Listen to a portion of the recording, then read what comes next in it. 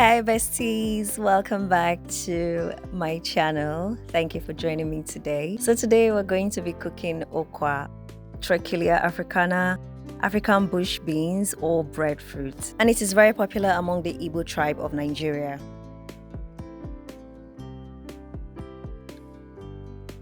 We're going to be making porridge Ukwa, and for this we'll be needing habanero pepper.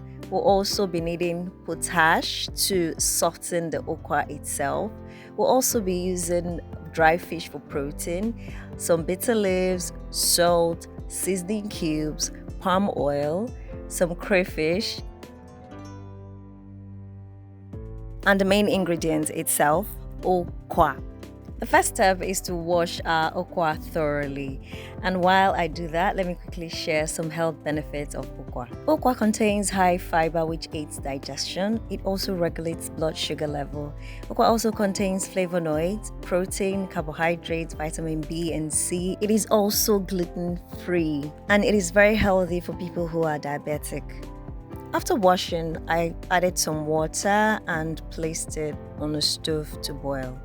Then I added some water to my potash, gave it a good mix and set it aside for when the pot boils.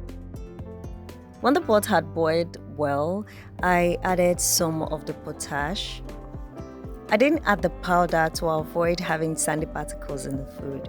Then I also washed some freshly plucked bitter leaves and added it to this.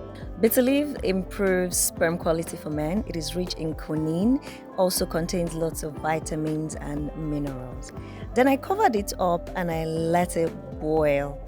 I used a pressure pot so it will cook faster, but if you do not have a pressure pot available, you could just use a regular pot. The only thing is it will take a little longer. Now the Ukwa is soft and I'm going to take out some of the juice which it will be eaten with. Some of the juice and some of the plain Ukwa. Traditionally, this is how we eat it. This is how you will enjoy it.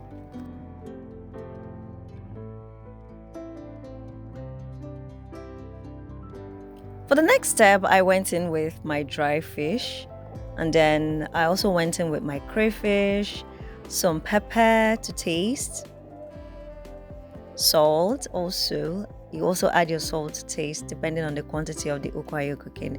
I also went in with some seasoning cubes and palm oil.